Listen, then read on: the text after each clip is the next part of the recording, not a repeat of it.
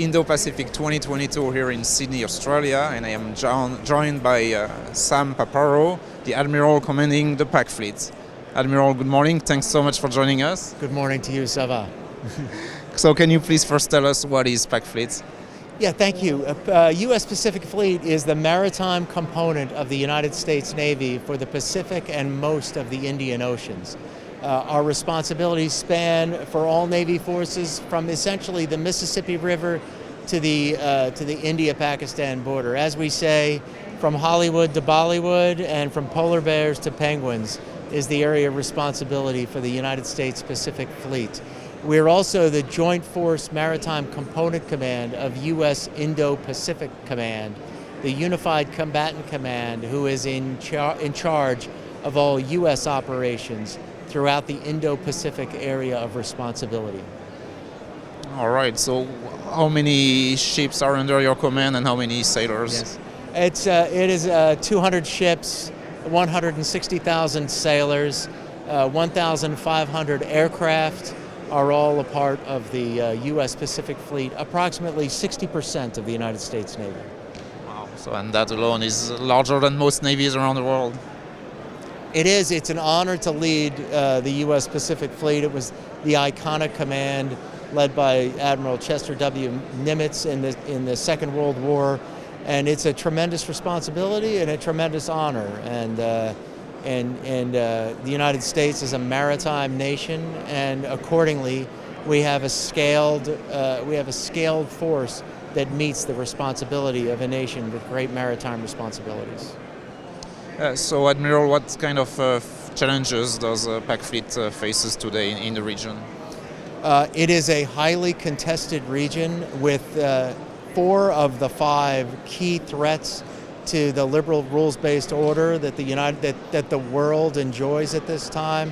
This includes the People's Republic of China, Russia. It includes North Korea and violent extremist groups. And so all of these nations, in one way or the other, frequently seek to upend or to bend the international rules-based order, which is very important to the security and the well-being of all of our nations. And these challenge manifests itself in matters small and large, in ways that violate sovereignty, that violate conventions such as the United Nations Convention on the Law of the Sea, who encroach, who attempt to coerce all of our neighbors and allies throughout the Pacific. This is a key challenge, and it's important to be operating dynamically and most of all in partnership to demonstrate to those that would upend the rules-based order by force that today is not the day to do so, that there is a robust force that's ready in deterrence, and along the way to demonstrate the legitimacy of the rules-based order through allied and partnered operations, because the thing that those actors abhor the most is the solidarity of the nations that support the order. So you just mentioned the allies. So who are your key partners in the region?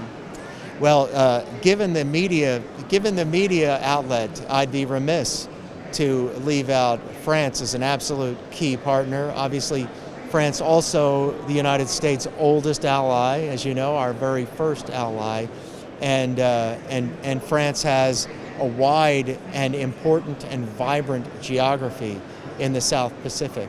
And so my partner, Admiral Jean-Mathieu Rey, is the Alpaki commander and is a absolute key partner. But other partners include Japan, Philippines, Korea, Australia, obviously we're here, Australia, New Zealand, but I'd be hard-pressed to tell you which nation isn't a partner in one manner or another in the Indo-Pacific, and you can see that here at this conference.